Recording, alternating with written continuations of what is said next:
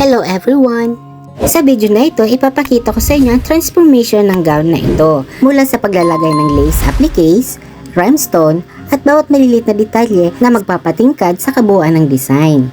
Hindi ko man ito ang tumahi, pero ako ang naatasan para bigyan siya ng buhay, kinang at karakter. Bawat piraso ng lace, bawat bulaklak at bawat pag-layout ay pinag-isipan at pinorma ko para sumunod ang natural na daloy ng tela. Kung mahilig ka rin sa embellishments, sewing o sa paggawa ng detail sa gown, samahan mo ako habang ipinapakita ko kung paano ko ito ginawa. Matapos kong i-layout ang mga lace appliques at siguraduhin na nasa tama ang pwesto ng bawat piraso gamit ang mga pins. Sinimulan ko na ang pinakamahalagang bahagi, ang pagtahi nito gamit ng mga kamay. Dito mabagal at maingat ang bawat tusok mula sa harap hanggang sa likod ng gown. Kailangang pantay, malinis at halos hindi makita ang mga tahi, parang seamless ang finish at natural ang bagsak ng design. Matapos kong tahiin ng maayos ang mga lace appliques, sinimulan ko naman ang maglagay ng mga rhinestones.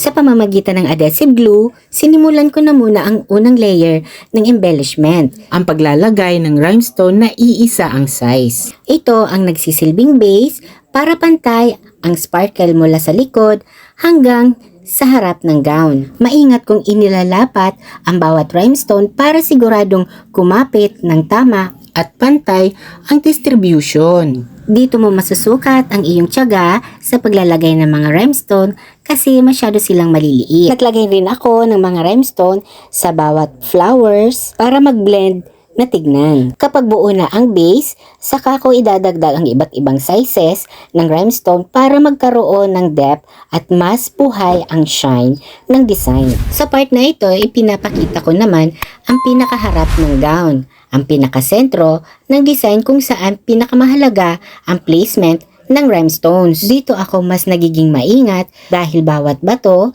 na ilinalagay ko sa front panel ay agad nakikita at nagbibigay ng overall impact sa bawat gown. O diba, char? Unti-unti kong binubuo ang sparkle mula sa base layer hanggang sa pagdagdag ng maliliit at mas malalaking sizes para magkaroon ng beautiful depth. Ngayon, ito na ang final look ng gown. Ipinapakita ko ang likod at harap matapos kong ilagay ang lahat ng lace, appliques, at rhinestones. Pinafitting na rin namin sa mismong magsusuot para siguradong maayos ang bagsak at tama ang proportion ng design. May kunting adjustment pa sa sleeve dahil medyo mahaba at maluwag. Kaya kailangan pang i-fit ng mas sakto sa braso para maging mas malinis at pulido ang finish. Maraming salamat po sa panunood at pagsama sa step-by-step process ko. Kung nagustuhan mo pa ang mga sewing at embellishment videos, huwag kalimutan mag-comment, like, subscribe at hit the notification bell para makagawa pa ako ng mas maraming content para sa inyo.